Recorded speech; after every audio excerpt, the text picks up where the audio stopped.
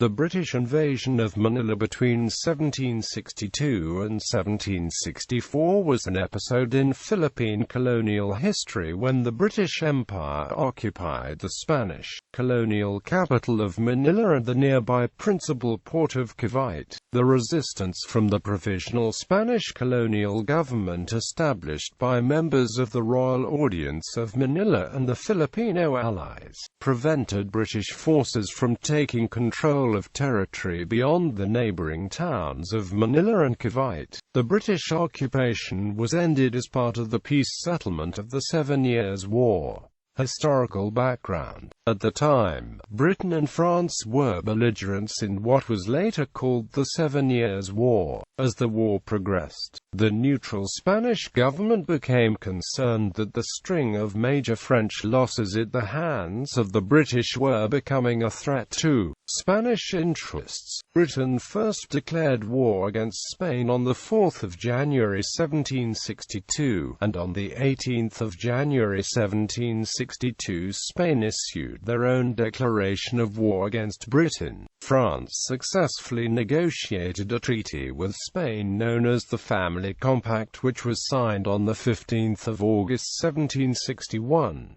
By an ancillary secret convention, Spain became hurriedly committed to making preparations for war against Britain. On the 6th of January 1762, the British cabinet led by the Prime Minister, the Earl of Bute, agreed to attack Havana in the West Indies, and approved Colonel William Draper's scheme for taking Manila with some troops, which are already in the East Indies in the east. Draper was commanding officer of the 79th Regiment of Foot, which was currently stationed in Madras, British India. On the 21st of January 1762, King George III signed the instructions to Draper to implement his scheme, emphasizing that by taking advantage of the existing war with Spain, Britain might be able to assure her post-war mercantile expansion. There was also the expectation that the commerce of Spain would suffer a crippling blow. Upon arriving in India, Draper's brevet rank became Brigadier General. A secret committee of the East India Company agreed to provide a civil governor for the administration of the islands, and in July 1762 appointed Dawson Drake for the post. Manila was one of the most important trading cities in Asia during this period, and the company wanted to extend its influence over the archipelago. Offensive actions.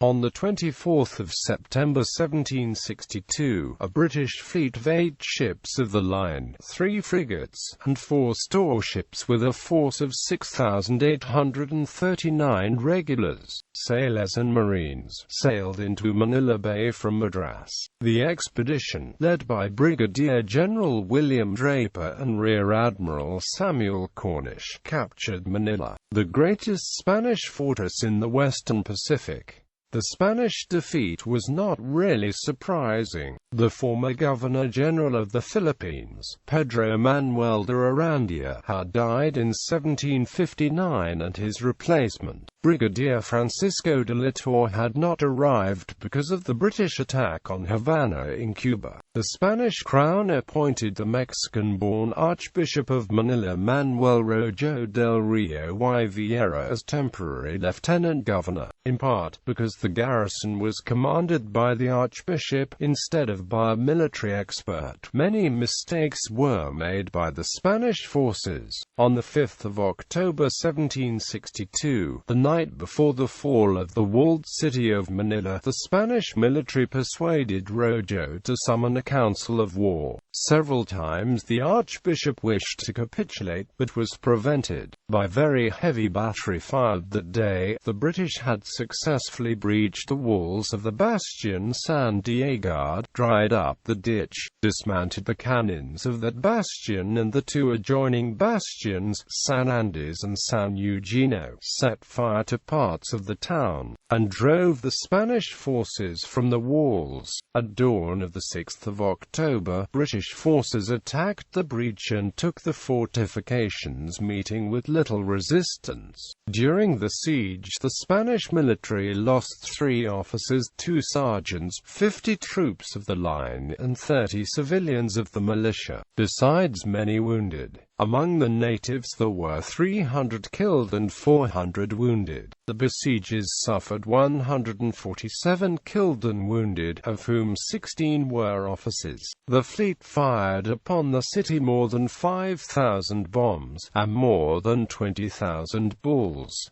Occupation of Manila. Once Manila fell to British troops, the soldiers turned to pillage. Quote, Rojo read that the sack actually lasted 30 hours or more, although he laid the blame on the domestics of the Spaniards, the Chinese and Filipinos, as much as upon the British soldiers.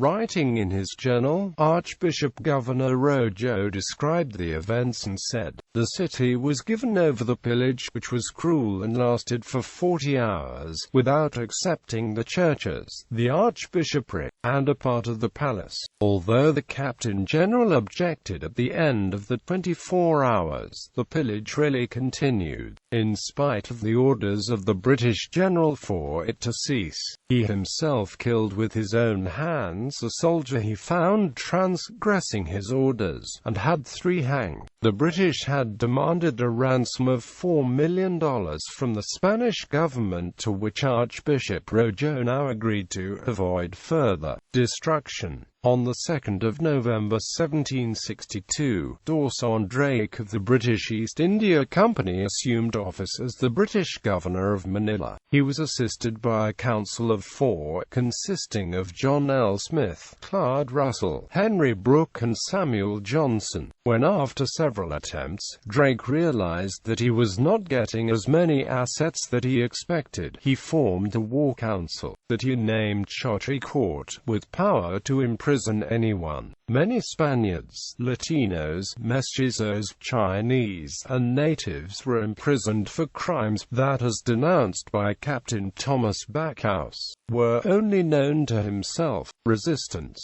In the meantime, the Royal Audience of Manila had organized a war council and dispatched Theodore Don Simon and Y. Salazar to the provincial town of Bulacan to organize continued resistance to the British. The Royal Audience also appointed Anda as Lieutenant Governor and Visitor General. That night Anda took a substantial portion of the treasury and official records with him, departing Fort Santiago through the postern of Our Lady of Solitude, to a boat on the Pasig River, and then to Bulacan. He moved headquarters from Bulacan to Bacala, Pampanga, which was more secure, and quickly obtained the powerful support of the Augustinians. Anda eventually raised an army which amounted to over 10,000 combatants, most of them volunteer natives, and although they lacked enough modern weapons, they were successful in keeping the British forces confined to Manila and Cavite. On the 8th of October 1762, Anda wrote to Rojo informing him that Anda had assumed the position of Governor and Capitan General under statutes of the Council of the Indies, which allowed for the devolution of authority from the governor to the audiencia in cases of riot or invasion by foreign forces. As such was the case.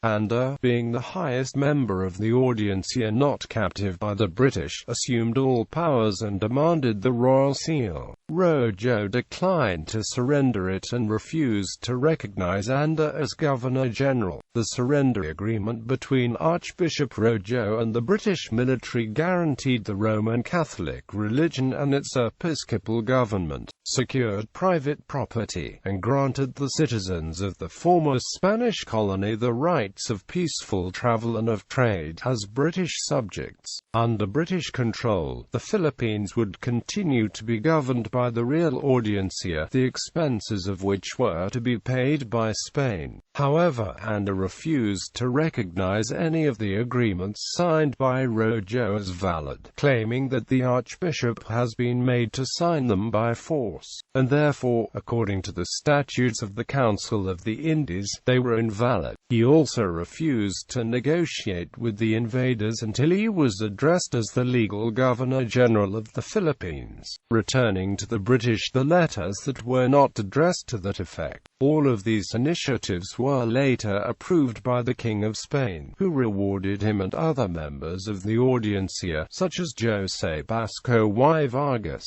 who had fought against the invaders.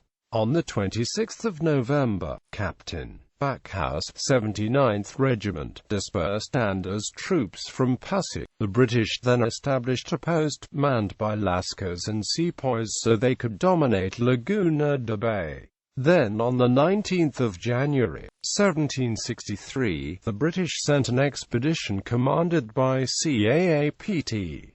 Slay against Bulacan. They were reinforced by 400 Chinese after Anda ordered the massacre. In Bulacan alone 180 Chinese had been murdered in cold blood or had hanged themselves in fear. The British took Malolos on the 22nd, but failed to advance upon Anda in Pampanga and withdrew on the 7th of February. In the spring of 1763, Backhouse undertook another expedition against Anda, advancing as far as Batangas. Cornish and the East Indies Squadron departed in early 1763, leaving 2 frigates behind, the HMS Falmouth and the Seaford. On the 24th of July, news arrived of the cessation of fighting, and on the 26th of August a preliminary draft of the Peace of Paris. The treaty stated that all conquests not known about at the time of the signing of the treaty were to be returned to the original owners. The impasse continued in Manila, however, as the British order to withdraw would not arrive for another 6 months, and Andy reinforced his blockade of the city. During the final winter of the British occupation, all pretensive cooperation amongst the British leaders was abandoned. End of the occupation. The 7 Years' War was ended by the signing of the Treaty of Paris on the 10th of February 1763. At the time of signing, the signatories were not aware that Manila had been taken by the British, and consequently it fell under the general provision that all other lands, not otherwise provided for, be returned to the Spanish crown. After Archbishop Rojo died in January 1764, the British military finally recognized Simon de Anda y Salazar as the legitimate governor of the Philippines, sending him a letter addressed to the Real Audiencia Gobernadora y Capitania General, after which Anda agreed to an armistice on the condition that the British forces withdraw from Manila by March. However, the British finally received their orders to withdraw in early March, and by mid-March the overdue Spanish governor for the Philippines, Brig. Don Francisco de la Torre, finally arrived. This Spanish governor brought with him orders from London for Brereton and Backhouse to surrender Manila to himself. Drake departed Manila on the 29th of March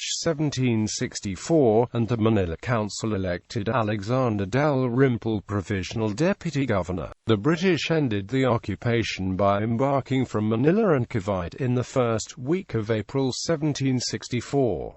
The 79th Regiment finally arrived Madras on 25 May 1765. Aftermath. Diego Silang, who was emboldened by Spanish vulnerability, was promised military assistance if he began a revolt against the Spanish government in the Ilocos region, but such aid never materialized. Silang was later assassinated by his own friends, and the revolt aborted after his wife, who had taken over the leadership, was captured and executed together with the remaining rebel forces. Sultan Alamuddin I, who had signed a treaty of alliance with the British forces after they had freed him from Fort Santiago in Manila, where he had been imprisoned accused of treason, was also taken with the evacuating forces, in the hope that he could be of help to the aspirations of the East India Company and the Sultanate of Sulu. A number of sepoys deserted the British forces and settled down in Pasig, Taytay and Cainta, Rizal. De la Torre claimed the British destroyed the archives,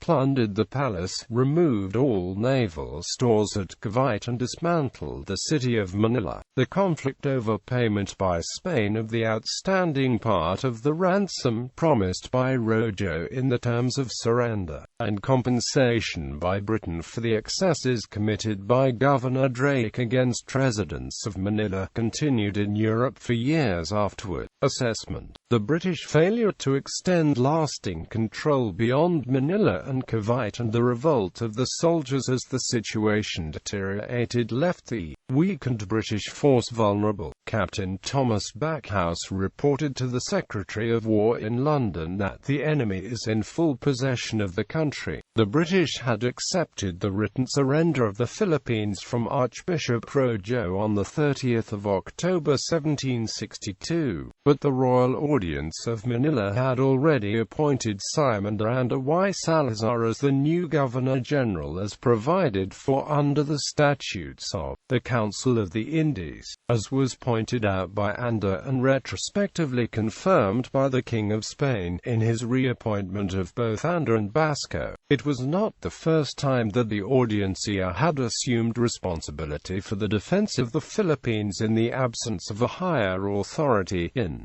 1646, during the battles of La Naval de Manila, it temporarily assumed the government and maintained the defense of the Philippines against the Dutch, as Francisco Leandro Viana, who was in Manila during the 20-month occupation, explained to the Spanish king in 1765. The English conquest of the Philippines was just an imagined one, as the English never owned any land beyond the range of the cannons in Manila. Bibliography: Fish, Shirley, When Britain Ruled the Philippines, 1762–1764, The Story of the 18th-Century British Invasion of the Philippines During the 7 Years' War. Once to Books Library. ISBN 978-1-4107-1069-7. ISBN 1-4107-1069-6. ISBN 978-1-4107-1069-7. Additional readings: Borschberg, P. Chinese merchants, Catholic clerics and Spanish colonists in British-occupied Manila, 1762–1764, in Maritime China in Transition, 1750–1850, ed. by Wang Gungwu and N-Ching Keong, Wiesbaden, Harriswurz, pp. 355–372.